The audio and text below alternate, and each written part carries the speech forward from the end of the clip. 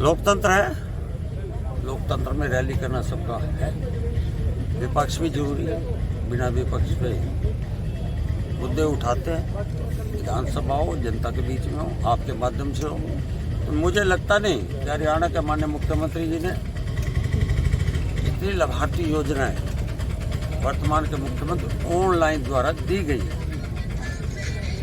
वो उनके नज़दीक भी गए। उनको इस मामले में पता नहीं होता। ये कहते हैं कि जो मुख्यमंत्री ऑनलाइन योजना चलाई है, मैं उसको आते ही खत्म कर दूंगा।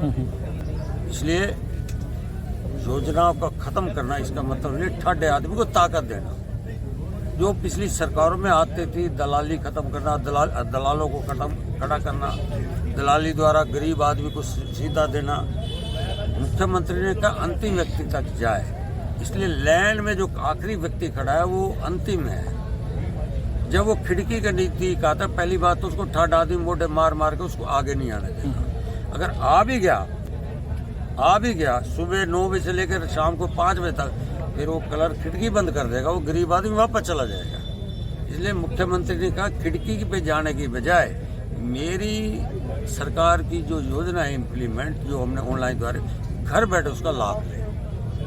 इसलिए चौधरी भूपेंद्र सिंह हुड्डा जी हवा में जो तीर मार रहे हैं, बीजेपी से मुकाबला नहीं कर सकते।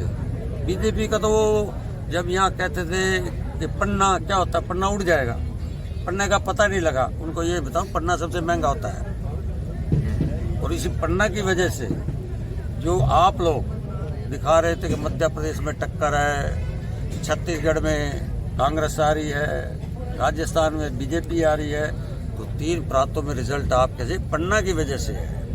इस देश के प्रधानमंत्री की लाभार्थी योजना की वजह से जनता ने मोदी जी की काम की गारंटी 3 प्रांतों लगाई है। इसलिए देश भर में एक माहौल बना है कि मोदी जी की पक्की गारंटी है।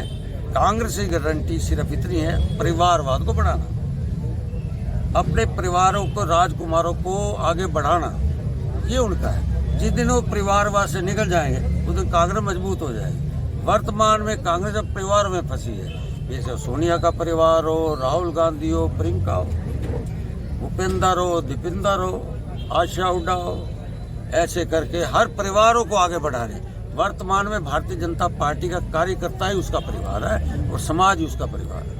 जैसे कि आपने बात कहा कि राहुल गांधी, पिछली बार उनकी भारत जोड़ो यात्रा थी, राजनीतिक तौर पर काफी चर्चाओं में थी।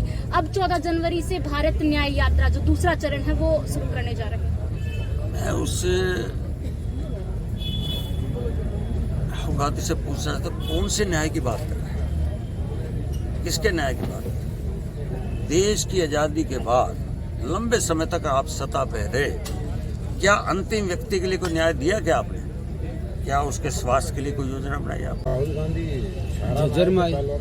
कुश्ती किया उन्होंने, राहुल गांधी अच्छा है। मैं देख रहा हूँ जब उन्होंने यात्रा निकाली थी तो एक टी-शर्ट में घूम रहे हैं, पता नहीं कौन सी शक्ति उनको मिली है, परमात्मा की अच्छी बात है। अगर वो पहलवान अखाड़े में है तो बहुत है। हरियाणा तो मेरा खेल का मैदान है, अच्छी है, यहाँ खिलाए, आप भी खेले, चौधरी भूपेंद्र हुड्डा के साथ भी खेले, दीपिंदर हुड्डा के साथ भी खेले, अच्छी बात है।